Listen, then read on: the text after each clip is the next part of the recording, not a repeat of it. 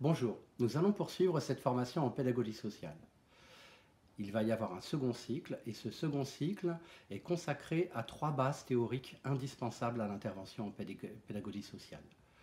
La première base, c'est la question de l'inconditionnalité. La deuxième base, c'est la question de la proximité ou plutôt des proximités. Et la troisième base, c'est la prise en compte du hasard et des nécessités. Nous allons détailler l'ensemble de ces particularités et expliquer en quoi ces principes éclairent différemment les pratiques en pédagogie sociale. Commençons d'abord par la question de l'inconditionnalité. L'inconditionnalité en pédagogie sociale, c'est d'abord quelque chose d'assez descriptif. C'est le fait que toutes les activités que nous faisons, que celles-ci se déroulent en dehors d'un local ou à l'intérieur d'un local, ont une caractéristique commune, c'est d'être ouvertes à tous. Cette ouverture à tous, c'est d'abord le fait que les professionnels, les acteurs sociaux, ne sont pas limités dans la catégorie de public qu'ils entendent recevoir. Mais cette ouverture, c'est aussi une ouverture à qui arrive, c'est-à-dire une ouverture à la réalité, une ouverture à la rencontre avec une réalité sociale qui est forcément différente de celle que l'on avait projetée. Cette inconditionnalité de l'accueil, c'est aussi un principe contraignant, c'est-à-dire que qui que ce soit qui vienne, il faudra faire avec. En pédagogie sociale, on ne peut pas se permettre de débouter les gens parce que c'est pas l'heure, parce que c'est pas le bon endroit, parce que c'est pas la bonne personne et parce que ce n'est pas le bon espace ou le bon lieu pour cela. On va toujours prendre le temps d'abord d'accueillir et de passer du temps avec toute personne qui vient.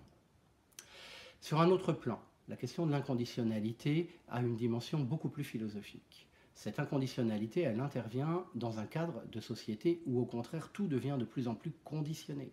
Aujourd'hui, c'est toute prise en charge éducative, sociale, c'est toute structure qui multiplie les conditions de sa mobilisation, de son intervention. Nous vivons dans une société où tout est complètement déterminé par un ensemble de clauses, par un ensemble de contraintes, par un ensemble de contrats qui pèsent sur les individus. L'inconditionnalité en soi, aujourd'hui, c'est un événement. C'est justement quelque chose qui rompt avec l'environnement, c'est quelque chose qui, justement, rompt avec toute logique institutionnelle ou professionnelle habituelle.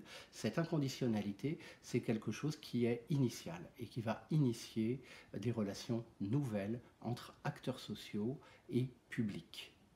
Concrètement, sur les ateliers, cette inconditionnalité fait qu'on ne va pas se limiter à l'accueil d'un âge ou à l'accueil d'une catégorie particulière ou d'un groupe particulier de la population. Cette inconditionnalité va nous amener aussi à ne pas cliver et ne pas cloisonner en interne le public que nous allons constituer ou qui va se constituer à l'occasion de notre intervention. Cette inconditionnalité va aussi nous amener à une action communautaire, collective, c'est-à-dire suffisamment large pour laisser de la place à chacun. On voit bien que la question de l'inconditionnalité oblige en permanence à inventer. Et cela suppose aussi que nous ne soyons pas enfermés dans un programme et un projet. En fait, l'inconditionnalité devient le programme et devient le projet de toute intervention en pédagogie sociale.